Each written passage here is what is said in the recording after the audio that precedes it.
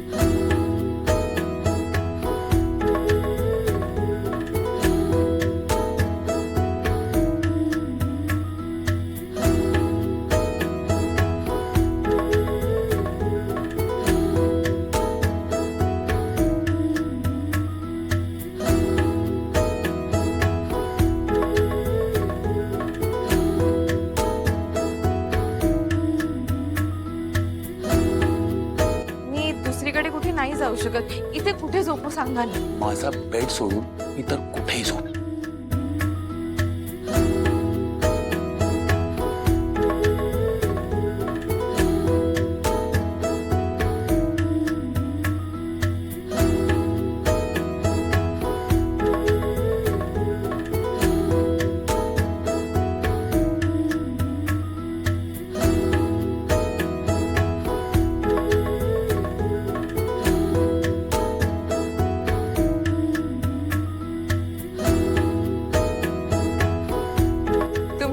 मला कॉफी नको। मी एकदम स्ट्रॉंग बनवली, तुम्हाला आवडते तशी।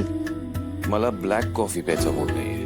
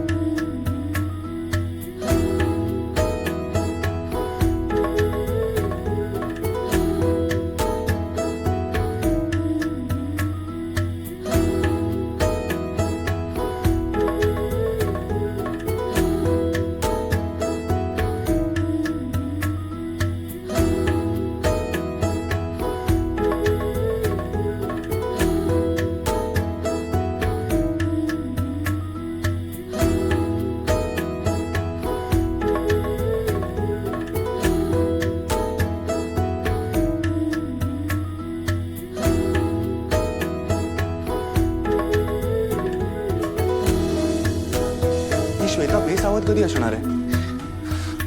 आपण त्याच्या समोर नसू ना, तेव्हाच ती काहीतरी बोलू शकेल।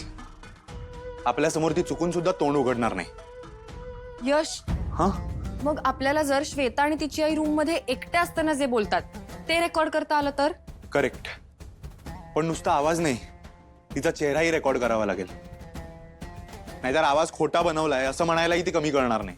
हो बाई, ती अशी करूच शकते। या घे घे घे, चहा पी, चहा पी घे। हा, घेतो का? हं. ते फिल्म्स मध्ये वगैरे दाखवतात ना, तसा कुठेतरी कॅमेरा प्लेस करता आला ना तर खूप बरं होईल। पण यश, हे सगळं बोलायला ठीक आहे, आपण कसं जाणार तो कॅमेरा प्लेस करायला? आणि असा कॅमेरा मिळणार कुठे आपल्याला? कुठून म्हणजे? ऑनलाईन मिळेल ना। तर मी आत्ताच चेक करतो। अगं बाई हो। अहो, ते आजकाल हे या फोनवर सगळं काही मिळतं नाही। यश, बरं झालं तुला ही चांगली कल्पना सुचली। शोध शोध। हो,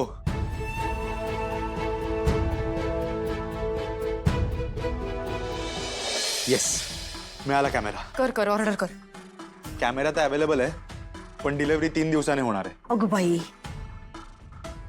आता 3 दिवस थांबलो तर ते एजंटच्या विरोधात पुरावा कसा गोळा करणार, आणि पुरावा गोळा नाही केला तर एजंट जेलमध्ये नाही का राहतील एवढा वेळ. तेव्हा बाप्पा काय तुझं. मी दुसरं काहीतरी चेक करतो, दुसरा कॅमेरा बघतो. नाही, मी काय म्हणतो की कॅमेरा ऑनलाईन मिळायला 3 दिवस लागतात ना. अरे त्यापेक्षा दुकानात जाऊन कॅमेरा खरेदी करू ना. अगं कालिंदी, आपला तो शेजारचा इंगळे आहे ना, त्याचा मुलगा त्या कॅमेऱ्याच्या दुकानात सेल्समन आहे.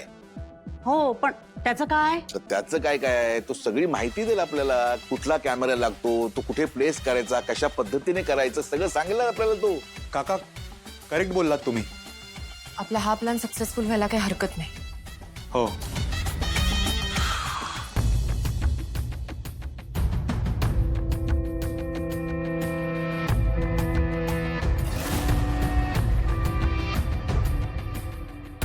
आता हे काय नवीन नाटक? काकू, नाटक नाही हो. मैत्रीची सुरुवात ही फुलं देऊन होती, म्हणून फुलं आणली. आणि तुला खूप अशक्तपणा आला असेल म्हणून हे फळ घे ना. हे बरं, मी ठेवते. तिथे ठेवू का? आम्हाला काही तुझी मैत्री नकोय.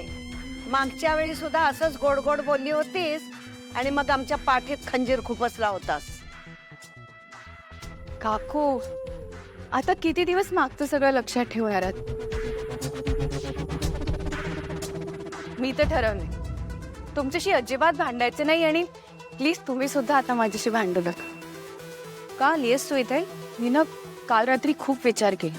खरंच ग, आपल्याला जी गोष्ट मनापासून हवी असते ती जर आपल्याला नाही मिळाली तर काय वाटतं ना, हे मला चांगलंच माहिती.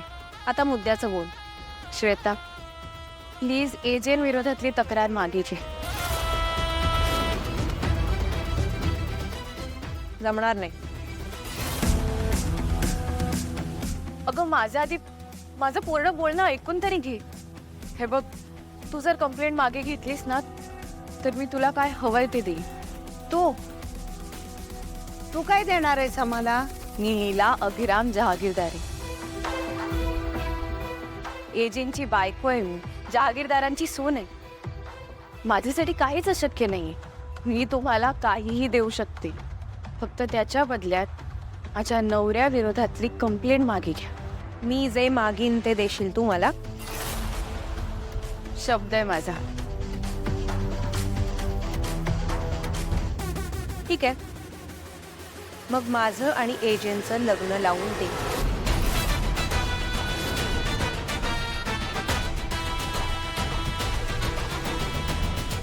हिच्यामुळे हिचे कालपासनं लॉकअपमध्ये, हिच्यामुळे जहागीरदारांची एवढी बेअब्रू झाली, आणि तरी हिला अशी आशा आहे की ते हिला त्यांच्या घरची सून होऊ देतील. काय ग, काय झालं? नीलाचा शब्द होता ना, मग अशी गप्प का झालीस?